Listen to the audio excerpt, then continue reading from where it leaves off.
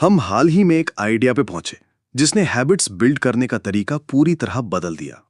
ये ऐसा आइडिया है जो आपको गुड हैबिट्स स्टिक करने में और बैड हैबिट्स अवॉइड करने में हेल्प करेगा, और हम इसे कहते हैं नथिंग रूल। ये काम कैसे करता है?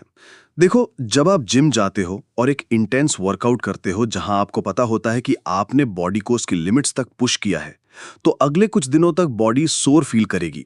लेकिन जब ये सोरनेस आती है तो आपको बुरा नहीं लगता, बल्कि थोड़ा अच्छा ही फील होता है ना? भले ही लिटरली बेड से उठना और मूव करना हर्ट करता है, फिर भी अच्छा लगता है क्योंकि पता होता है कि वर्कआउट में बहुत मेहनत डाली थी और अब बॉडी खुद को स्ट्रांग बना रही है। आपको पता है कि ये पेन एक्चुअली स्ट्रेंथनिंग प्रोसेस का पार्ट है। अब दूसरी तरफ सोचो, अगर कोई कंप्लीट न्यूबी हो और उसे ये पता ना हो कि सोरनेस प्रोसेस का हिस्सा है, अगर उसने पहली बार इंटेंस लेग वर्कआउट किया और 2 दिन बाद थाइज में अनबेरेबल पेन हो गया, तो वो टेंशन लेगा।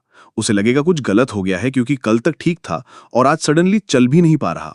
ये पेन उसे मजबूर कर सकता है मेडिसिन लेने के लिए, सिम्टम्स कंट्रोल करने में। फर्क सिर्फ इतना है कि उसे पता नहीं कि ये पेन एक्सपेक्टेड था और प्रोसेस का पार्ट है। असल में ये पेन एक अच्छा साइन है। मैं ये इसलिए बता रहा हूं क्योंकि पेन हमारी एडिक्शंस और बिहेवियर्स में भी इसी तरह काम करता है। जब भी आप किसी प्लेजरेबल एक्टिविटी में इंडल्ज करते हो, जैसे वीडियो गेम्स खेलना, ऑनलाइन नॉटी वीडियोस देखना या फास्ट फूड खाना, तो आपका डोपामिन नॉर्मल से कहीं ज्यादा स्पाइक करता है। और इंटरेस्टिंग बात यह है कि जब आप ये एक्टिविटीज छोड़ देते हो तो डोपामिन बेसलाइन पे वापस नहीं आता, बल्कि बेसलाइन से नीचे चला जाता है। ये ड्रॉप उतना ही गहरा होता है जितना बड़ा स्पाइक था। मतलब जितना बड़ा हाई आप चेस करोगे, उतना ही ज्यादा और लंबे टाइम तक लो फील करोगे। अब लो डोपामिन लेवल्स कैसा फील होता है? गूगल के हिसाब से lack of motivation, tiredness, focus ना कर पाना, एंग्जाइटी, पहले वाली एंजॉयबल चीजों से प्लेजर ना मिलना, होपलेसनेस, नींद की प्रॉब्लम और बहुत कुछ। सिंपल वर्ड्स में आपको क्रैब जैसा फील होता है। ये भी एक तरह का पेन है। ये फिजिकल पेन नहीं है जैसा वर्कआउट से आता है, ये मेंटल पेन है, बोरिंग, अनकंफर्टेबल, सैड वाला पेन।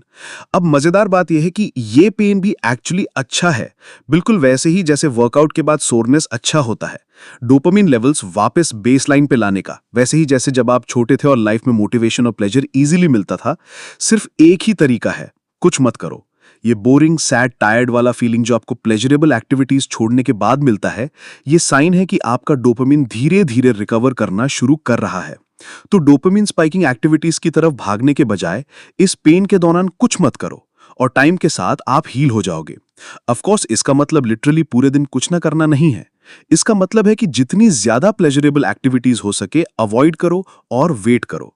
डे बाय डे आपके बेसलाइन लेवल्स बढ़ेंगे और वो चीजें जो अभी बोरिंग लगती हैं फिर से प्लेजरेबल लगने लगेंगी, जैसे काम करना या दोस्तों से बात करना। ये तुम्हारा चांस है अपनी गुड हैबिट्स बिल्ड करने का, ताकि फ्यूचर में तुम्हें अपनी बैड हैबिट्स पर डिपेंड ना करना पड़े डोपामिन स्पाइक के लिए। तुम्हारे पास एक हेल्दियर ऑल्टरनेटिव होगा जो तुम्हें सेटिस्फाई करेगा। एक और टिप मैं तुम्हारे साथ शेयर करना चाहता हूं नेगेटिव इमोशंस डील करने के लिए। इसे कहते हैं 10 मिनट ट्रिक, जो मैंने सीखी एक बेहतरीन बुक से जिसके लिंक डिस्क्रिप्शन में है। ये ट्रिक तुम यूज कर सकते हो जब तुम्हें लगे कि नथिंग रूल काम नहीं कर रहा। जब तुम्हें कोई स्ट्रॉन्ग नेगेटिव इमोशन फील हो, जैसे बोर्डम या स्ट्रेस, जिसमें तुम्हें लगता है कि डोपामिन स्पाइक चाहिए पेन कम करने के लिए, जैसे फोन यूज करना, तो तुम बस अपने आप को बोलो, ठीक है, मैं फोन 10 मिनट बाद यूज करूंगा।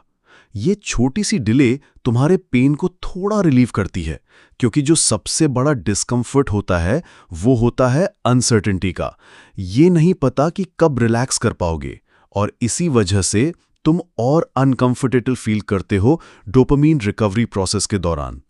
जब तुम खुद को एक क्लियर टाइम स्लॉट देते हो नेगेटिव इमोशन हैंडल करने के लिए, तो तुम्हारा ब्रेन रिलैक्स कर जाता है, क्योंकि उसे लगता है कि एक प्लान ऑलरेडी इन प्लेस है पेन रिलीव करने के लिए।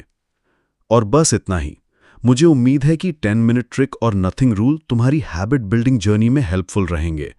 अगर तुमने अभी तक मेरे बाकी के वीडियोस नहीं देखे तो क्या कर रहे हो यार, जाओ चेक करो, चैनल पर मिल जाएंगे। उसके अलावा स्टे ट्यून्ड।